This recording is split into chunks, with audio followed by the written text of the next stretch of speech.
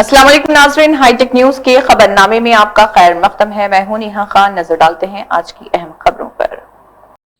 निजामाबाद के बोधन से साबिक AIMIM floor leader Sheikh Aleemuddin ने अपनी ज़मीन से मुताल्लिक़ तनाज़े में गैर जानिबदाराना तहक़ीक़ात का मुतालबा किया। उनका इल्ज़ाम है कि अदालती अहकामात के बावजूद गैर कानूनी तामीरात की गई और उनके बेटे व भाई पर हमला हुआ। उन्होंने पुलिस और मुतल्लिक़ा हुकाम से फ़ौरी कानूनी कार्रवाई और अदालती अहकामात पर अमल दरामद की अपील की।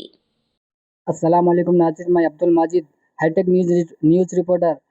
आज साबिक़ा फ्लोर लीडर नाम क्या है अलीमुद्दीन साहब के घर आया हूँ मैं, जो परसों के दिन बेल्लाल रोड पर कुछ घटना हुआ था। मैं उसके बारे में कुछ मालूम करने के लिए अलीम साहब के घर को आया मैं। एम आई एम लीडर साहब, अस्सलाम वालेकुम।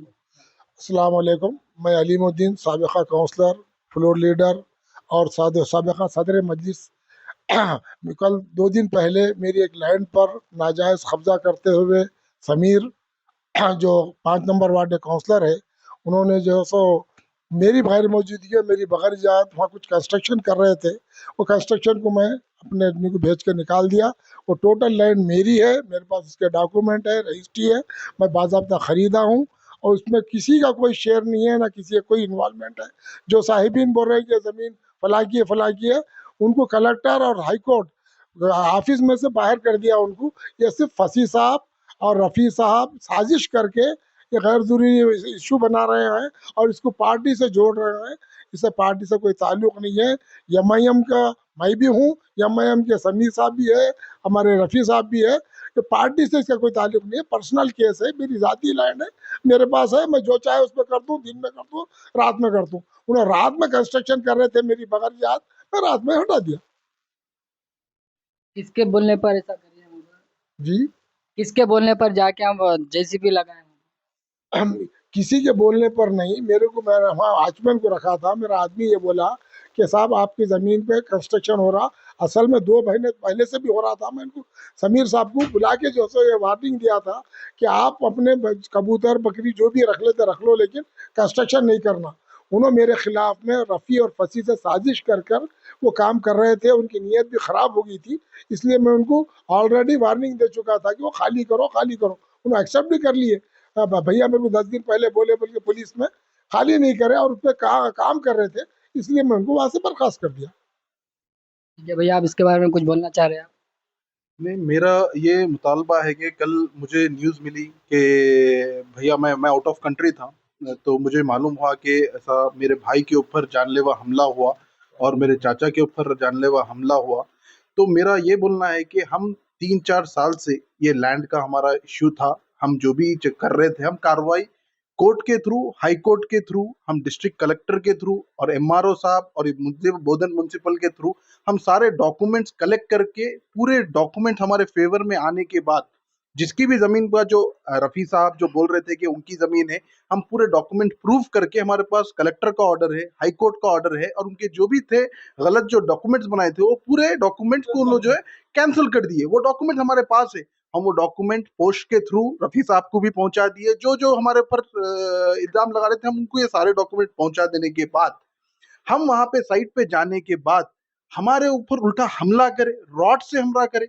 मुझे ताज्जुब इस बात का हो रहा कि बोधन के आप एक रिस्पॉन्सिबल काउंसलर रहने के बावजूद अगर आप हमारे साथ, आज हमारे पास कुछ भी है, हम पढ़े लिखे, हमारे पास कुछ भी जो भी हमारे पास सोर्सेस है, हम फाइट कर सकते। लेकिन जो लोग के पास कुछ भी नहीं है, जो लोग के पास सपोर्ट नहीं है, आप एक बोधन के, आप एक पीपुल्स के रिप्रेजेंटेटिव रह के अगर आप ऐसा लोगों पे हमला करेंगे, जानलेवा हमला करेंगे, हॉस्पिटल में आके आप लोगों को धमकाएंगे, तो ये कैसा हुआ? मेरे को समझ में नहीं आ रहा। आप पब्लिक को आप इतना गुमराह कर रहे हैं, आप पुलिस वालों को गुमराह कर रहे हैं, आप सारे अथॉरिटीज को गुमराह कर रहे। आज ऐसी नौबत ले लेके आ गए कि बोधन का पूरा पीसफुल एटमॉस्फेयर खराब हो गया। मेरा बस यही बोलना है कि पुलिस की डिपार्टमेंट से और जो commissioner of police P Chaitanya साहब है, हम उनको हैदराबाद से हम उनको जानते हैं, उनके बारे में हम जो है उनका रेपुटेशन बहुत ही अच्छा है। हमको उनके ऊपर पूरा भरोसा है, बोधन के MLA के ऊपर भरोसा है, पुलिस डिपार्टमेंट में भरोसा है। हम चाह रहे हैं कि हमको इंसाफ दो, क्योंकि उसी दौरान जब हमारे वालिद साहब वो साइड पे नहीं जाते हुए भी वालिद साहब को दिन भर पुलिस डिपार्टमेंट रोक के रखे और हमारे ऊपर जो हमला हुआ, हम हॉस्पिटल में एडमिट है। आज तक जो जिम्मेदार लोग हैं, ना ही उनके ऊपर कुछ कार्रवाई की गई, ना ही उन लोग को रिमांड में लिया गया, वो लोग आजाद फिर रहे हैं। तो ये कैसा इंसाफ हुआ बोधन में?